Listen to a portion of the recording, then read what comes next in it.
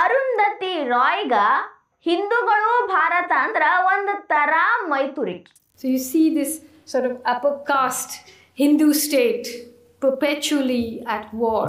Booker ಪ್ರಶಸ್ತಿ ಬಂದೈತಿ ದೊಡ್ಡ ಕಿರೀಟ ಸಿಕ್ಕಂಗಾಗೈತಿ. ನಾ ಮಾತಾಡೋದೆಲ್ಲ ಸರಿ, ನಾ ಮಾತಾಡಿದ್ನ ನೀವು ಕೇಳಿಸ್ಕೊರಿ ಅಂದ್ರ ಯಾರ ಖಾಲಿ ಅದ? A state that has been perpetually at war and a military war.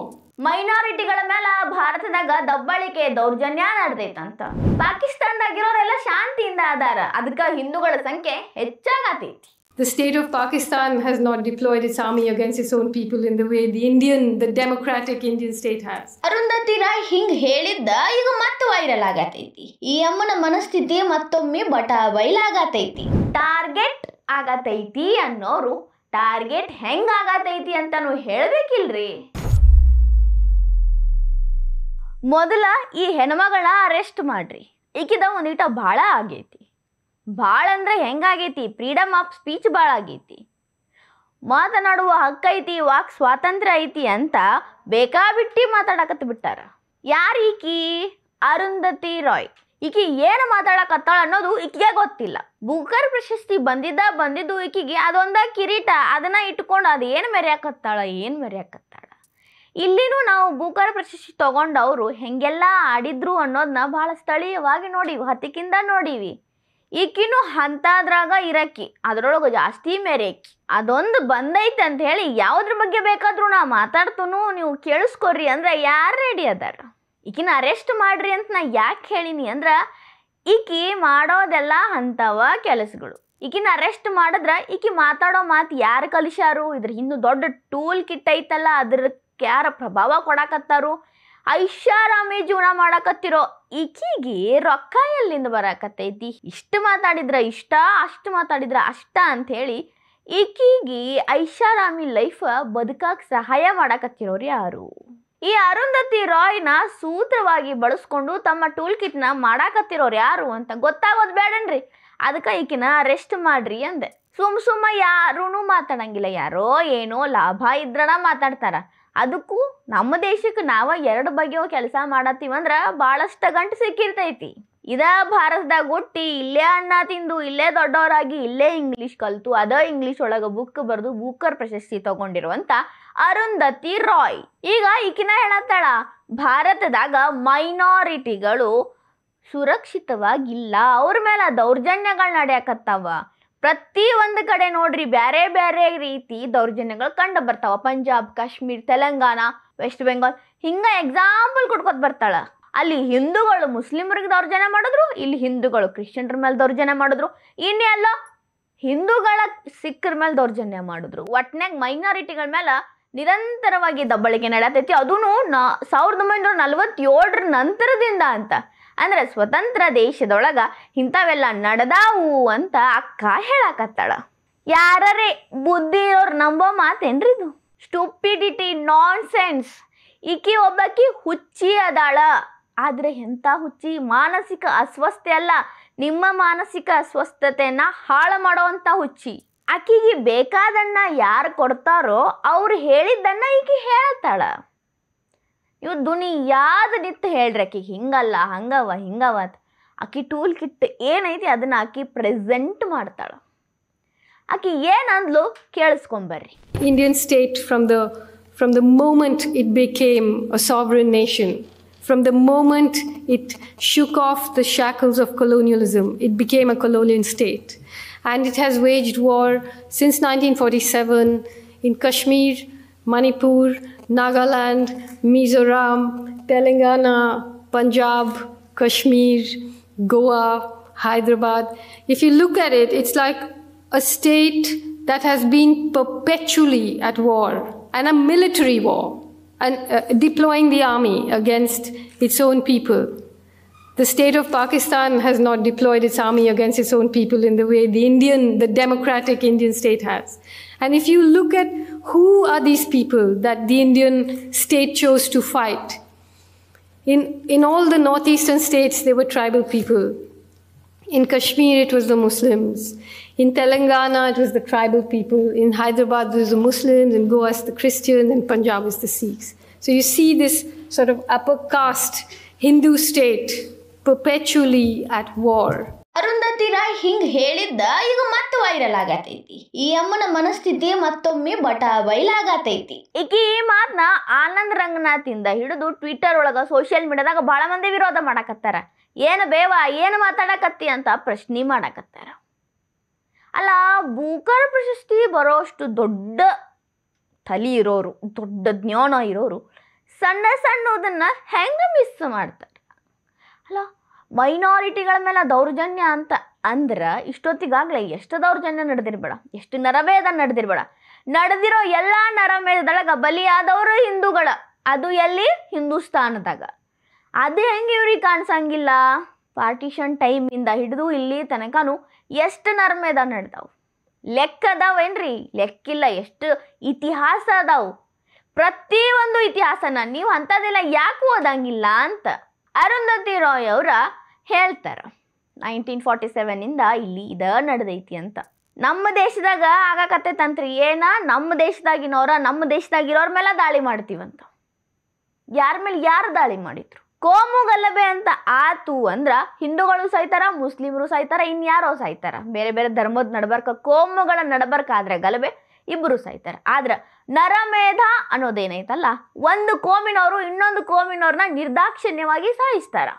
ಹಂಗೆ ಯಾರು ಸಾಯಿಸ್ತಾರ? ಯಾರನ್ನ ಸಾಯಿಸ್ಯಾರ ಹೇಳೇನ್ರಿ? ಎಕ್ಸಾಂಪಲ್ 1989 1990 ಈ ಟೈಮ್ ಒಳಗ ಕಾಶ್ಮೀರದೊಳಗಿನ ಪಂಡಿತರೆಲ್ಲ ಗುಳೆ ಹೋದ್ರು. ಅದು ಎಂಥವ್ರು? ಸಾಯಲ್ದ ಬದುಕುಳ್ದವ್ರು ಅಷ್ಟ. ಯಾಕಂದ್ರೆ ಅಲ್ಲಿ ಮುಸ್ಲಿಂ ಬಾಂಧವರು ಅವ್ರ ಮ್ಯಾಲ ಹಲ್ಲೆ ಮಾಡಿದ್ರು, ದೌರ್ಜನ್ಯ ಮಾಡಿದ್ರು, ಅತ್ಯಾಚಾರ ಮಾಡಿದ್ರು, ನಿರ್ದಾಕ್ಷಿಣ್ಯವಾಗಿ ಕೊಂದು ಹಾಕಿ ನರಮೇಧ ಮಾಡಿದ್ರು. ಅದಾದ್ಮೇಲೆ ಪಂಡಿತರನ್ನ ಹೋಗಿ ಹುಡುಕ್ಯಾಡ್ತಾನಂದ್ರು ಬೆರಳೆಣಿಕೆ ಎಷ್ಟು ಸಿಗಂಗಿಲ್ಲ. ಅಂತ ದೊಡ್ಡ ನರಮೇಧ ಇತಿಹಾಸ ಆಗೈತಿ. ಅದು ನಿಮಗೆ ಗೊತ್ತಿಲ್ಲೇನ್ರಿ? ಗೊತ್ತಿದ್ದು ಕೂಡ ನ್ಯಾಷನಲ್ ಟಿವಿ ಮುಂದೆ ಕುಂತು ನನಗದು ಗೊತ್ತೇ ಇಲ್ಲ ಅಂತ ಹೇಳ್ಕೋತ ಬ್ಯಾರೇದೆಲ್ಲ ಊರು ಸಬರಿ ಮಾತಾಡ್ತೀರಿ.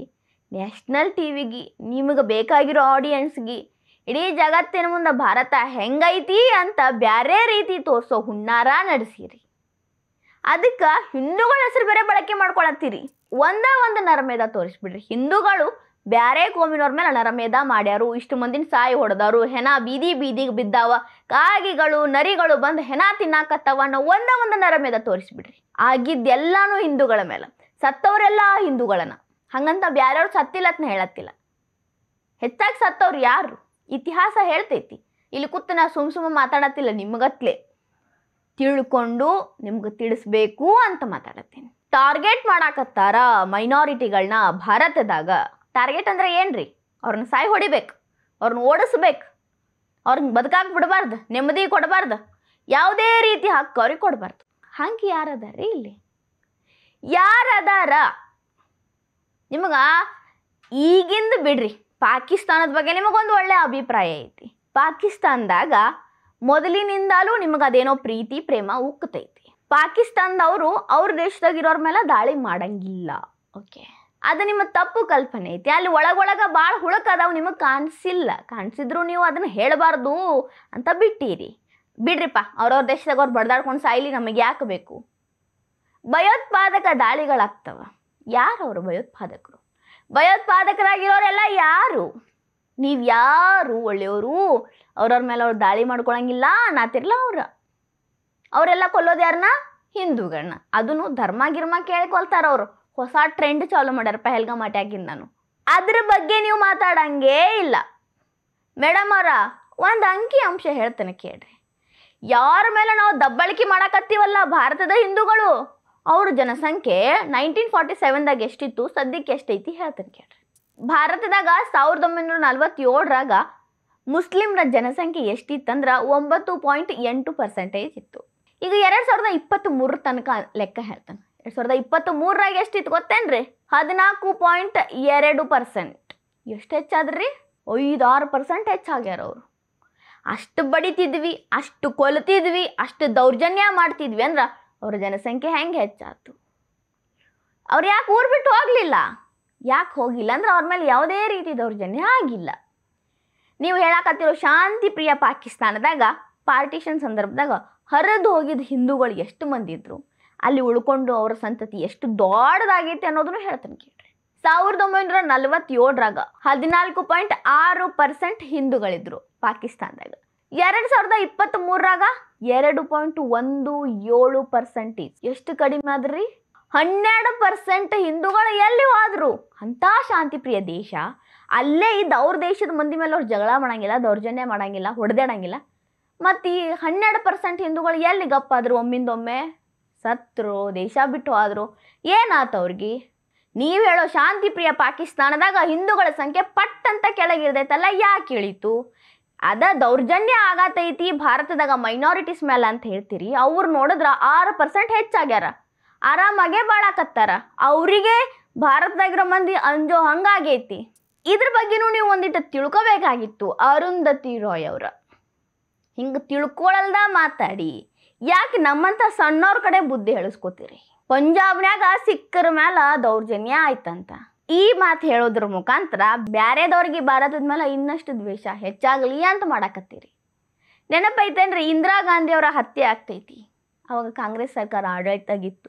ಆವಾಗ ಇಂದಿರಾ ಗಾಂಧಿ ಅವ್ರನ್ನ ಯಾರೋ ಸಿಖ್ಖರಿಬ್ರು ಕೊಂದ್ರು ಅನ್ನೋ ಕಾರಣಕ್ಕಾಗಿ ಸಿಖ್ಖರ ಮೇಲೆ ಹಲ್ಲೆಗಳಾಗ್ತವ, ನರಮೇಧ ನಡಿತೈತಿ. ಕಾಂಗ್ರೆಸ್ ಆಡಳಿತ ಸಂದರ್ಭದಾಗ ಈ ಮಾತನ್ನ ನೀವು ಹೇಳಲಿಲ್ಲ. ಒಟ್ಟು ಭಾರತದಾಗ ಸಿಖ್ಖರ ಮೇಲೆ ಅನ್ಯಾಯ ನಡೆದೈತಿ ಅಂತ ಹೇಳ್ತೀರಿ. ನಿಮ್ಮ ನಿಲುವು ಹೆಂಗೈತೆ ಅಂದ್ರೆ ಆರಿಸಿ ಮಾತಾಡೋ ನಿಲುವೈತಿ. ಯಾವಾಗ ಯಾವ ಬಾಲ್ ಹಾಕಿದ್ರೆ 6, 4 ಹೋಗ್ತೈತಿ ಅಂತ ನಿಮಗೆ ಗೊತ್ತಾಗೈತಿ. ಅದಕ್ಕೆ ಇಂಥ ಬಾಲ್ ಹಾಕಾಕತ್ತೀರಿ. ಖರೆ ನೀವು ಅರ್ಜೆಂಟ್ ಒಳಗೆ ಬಾಲ್ ಹಾಕಿ ವಿಕೆಟ್ ಆಗಾಕತ್ತೀರಿ. ತಿಳ್ಕೊಂಡು ಇತಿಹಾಸ ಓದ್ಕೊಂಡು ಮಾತಾಡಿದ್ರೆ ಹೌದಪ್ಪ ನೀವು ಹೇಳೋದು ಸರಿ ಅನ್ಬೋದಿತ್ತು. ಯಾವುದೋ ಒಂದು ಅಜೆಂಡಾ ಇಟ್ಕೊಂಡು ಯಾವುದೋ ಟೂಲ್ ಕಿಟ್ನ ಭಾಗ ಆಗಿ ಮಾತಾಡಕತ್ತೀರಲ್ಲ, ಹೀಗಾಗಿ ನಿಮ್ಮನ್ನ ಸದ್ಯದೊಳಗೆ ಅರೆಸ್ಟ್ ಮಾಡಬೇಕು ಅಂತ ನಾವು ಕೇಳ್ಕೊಳತ್ತೀವಿ. ನಿಮ್ಮ ಹಿಂದೆ ದೊಡ್ಡ ಸೈನ್ಯ ಇರ್ತೈತಿ, ಅದು ಯಾವುದೈತಿ ಅಂತ ಗೊತ್ತಾಗಬೇಕು ಅಂದ್ರೆ ನೀವು ಜೈಲು ಕಂಬಿ ಒಳಗೆ ಹೋಗಿ ಸಿಕ್ಕೋಬೇಕು.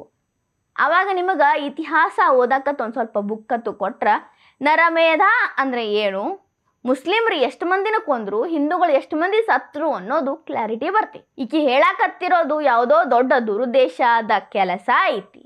ಈಕಿ ಸಿಗಬೇಕು, ಈಕಿ ಹಿಂದೆ ಯಾರ್ಯಾರು ಅದಾರ ಅನ್ನೋದು ಹೊರಗೆ ಬರಬೇಕು. ಈ ವಿಡಿಯೋ ನಿಮಗೆ ಇಷ್ಟ ಆಗಿದ್ರೆ ಲೈಕ್ ಮಾಡಿರಿ, ಶೇರ್ ಮಾಡಿರಿ, ಕಮೆಂಟ್ ಮಾಡಿರಿ. ಇನ್ನೂ ಇಂಥವು ಹೆಚ್ಚಿನ ವಿಡಿಯೋ ನೋಡೋಕೆ ಹೊಸ ದಿಗಂತ ಡಿಜಿಟಲ್ ಚಾನಲ್ಗೆ ಸಬ್ಸ್ಕ್ರೈಬ್ ಆಗಿರಿ.